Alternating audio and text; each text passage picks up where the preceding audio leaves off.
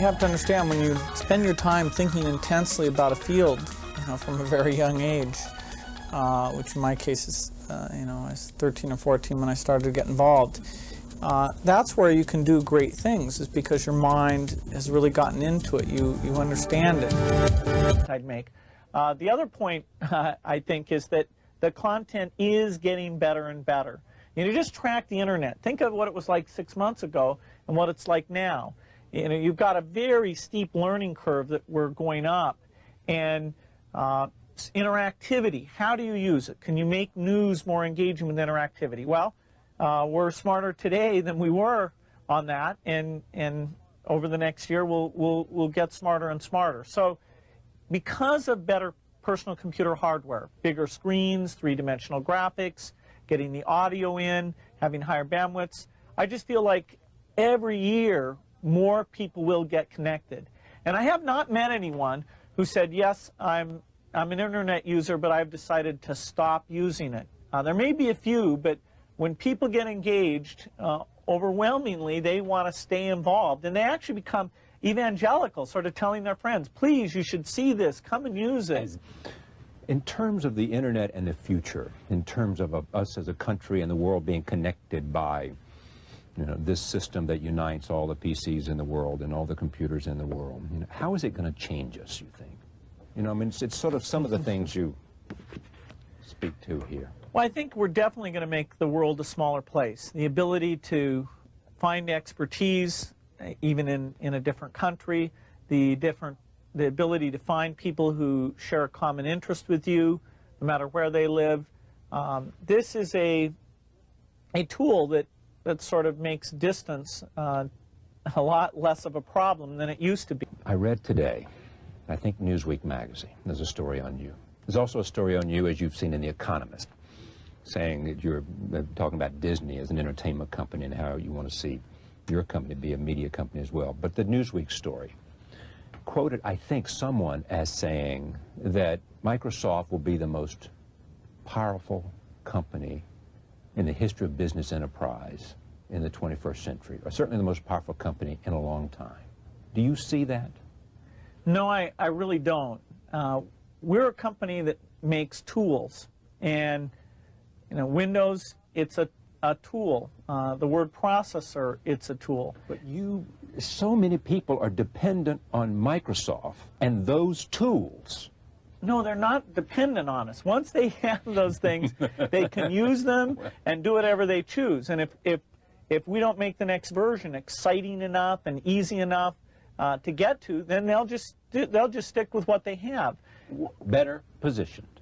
Well, the high technology business is not one where you get to take your future for granted. Yeah. And there are wonderful companies in this world, companies like Disney or Coca-Cola, who you can say 10 years from now, 20 years from now, they will be on top of their business. I mean, you might not guess their sales exactly, but those are unassailable positions. Whereas Microsoft, if we don't do the right thing in this next year in terms of simplicity, ease of use, someone else will come along and do that. In the next year, it'll probably be speech recognition or visual recognition. So we've got to keep all those smart people and really use that customer feedback.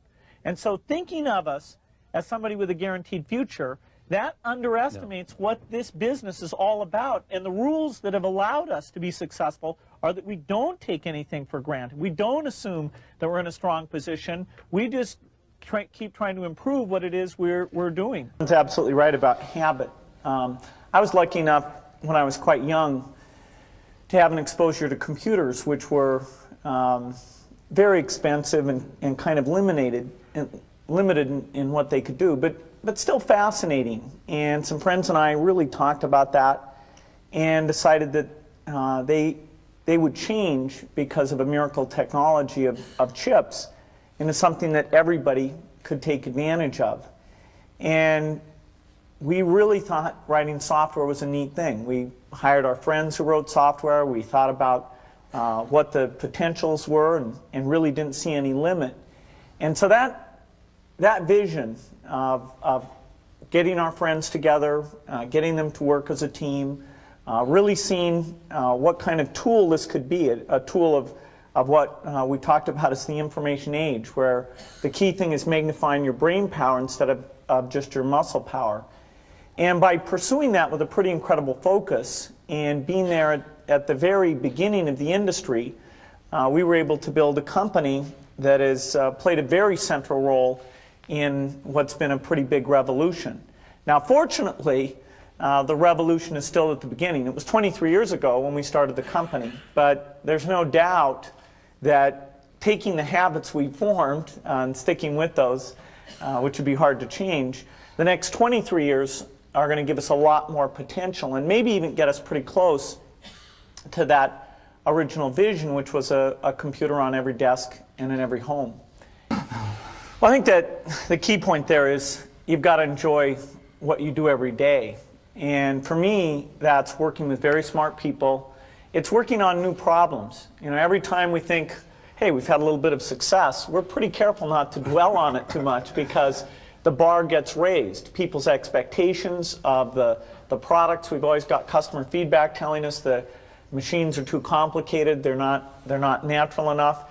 And the competition, the breakthroughs, the research make the field I'm in, I think, the most exciting field there is. There's some other good fields. Biotechnology is a good field because it's changing the world of medicine and health.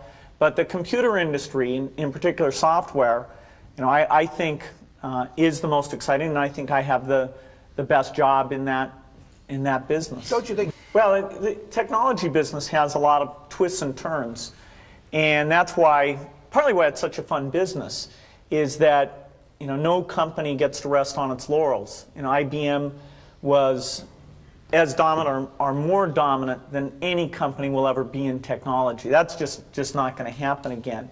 And they had the smartest people, and they had all the customer feedback, and yet they missed a few turns in the road.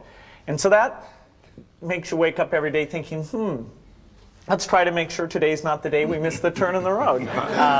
Let's you know, find out what's going on in speech recognition. Let's go find out what's going on in artificial intelligence. Let's make sure we're hiring in the kind of people who can pull those things together and make sure we don't get surprised. Sometimes we do get taken by surprise. For example, the internet came along, and we had it sort of as a 5th or 6th priority. It wasn't like somebody said internet to me and I said, oh, I don't know how to spell that. I said, yeah, I got that on my list, I'm okay. But there came a point where we realized it was happening faster, and it was a much deeper phenomena than it had been recognized in our strategy. And so that was a case where, as an act of leadership, I had to create a sense of crisis and have a couple months where we all just threw ideas and sent electronic mail around, went on a bunch of retreats, and then eventually coalesced around a few ideas where we said, okay, here's what we're going to do, here's how we're going to measure ourselves internally, and here's what the world should think. Here's what we're going to tell them about what we're going to do. And that kind of crisis is likely to come up every 3 or 4 years or so. Next time it comes up, remember Yogi Berra, Bill. When you great parents, both of whom were involved in lots of interesting activities and would come home and talk to us about, you know, the world of business or law or politics or the charitable activities they were involved in. And so that made us, myself, my sisters always thought about, well, what are we going to do out there? They had us as avid readers, and so we had pretty broad interests in reading. Scientists were a group that I gravitated to because this notion that just, you know, out of their heads they came up with neat ideas, that sort of fascinated me. So when I started Microsoft, I didn't think of it as all that risky. I mean, I was so excited about what we were doing. It's true I could have gone bankrupt, but you know, I had a set of skills that were highly employable, and in fact, my parents were still willing to let me go back to Harvard and finish my education if I wanted to. You've always got a job with me, Bill. And the thing that was scary to me wasn't quitting and starting the company. It was when I started hiring my friends and they expected to be paid. And then we had customers who went bankrupt, customers that I'd counted on to come through. And so then I got this incredibly conservative approach that I wanted to have enough money in the bank to pay a year's worth of payroll, even if we didn't get any payments coming in. And I'm almost true to that the whole time. We have about 10 billion now, which is pretty much enough for the next year. Anyway, if you're going to start a company, it takes so much energy that it better overcome your feeling of risk. In my case, I'd say my best business decisions really have to do with picking people. Deciding to go into partnership with Paul Allen is probably at the top of the list. And then subsequently hiring a friend, Steve Ballmer. And having somebody who you totally trust, who's totally committed, who shares your vision and yet has a little bit different set of skills, and also acts as a check on you. Some of the ideas you come up with, you run by them because they're going to say, hey, wait a minute. Have you thought about this and that? And just, the benefit of sparking off of somebody who's got that kind of brilliance, it's not only made it fun, but it's really led to a lot of success. So picking a partner is crucial. Yeah. I think the key resource you have to deal with is your time and how you spend time.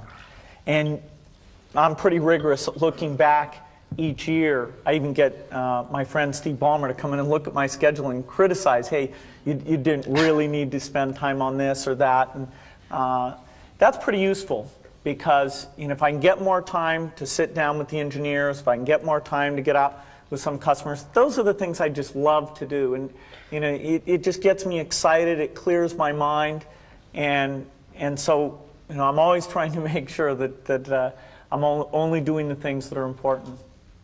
Yeah, starting out at a small scale again, it's got a certain attraction to it. But I think it's interesting. Our business is not one where money makes that much difference at all. In fact, somebody was saying to me recently that Microsoft has such a strong position in our business, and I was saying, hey, if you took 30 of the top people and drafted them over to the other team, the score would change, very, very quickly. First of all, not only would the 30 go, the people who like working with the 30 would go with them. And so that there's not some asset there. It's, all the products are going to be obsolete very, very rapidly. It's the people and their sense of how to do things and their enjoyment and working with each other. And, it'd be a shame to give that up. But starting another company like that again, I'd have a blast doing it. Your early days, you described yourself as a nightmare boss. Those are your words, not mine. Was your work ethic just very different to everybody else's? I was fanatical in my 20s. Helping Microsoft lead the way in software was the only thing that I really focused on. So, I worked weekends, I didn't believe in vacation, and so I really pushed people to work hard. Did you? And I was still learning how to manage people, particularly the different skill sets, the sales people, the accounting people. And so, I fortunately, I think I'm a little bit better now.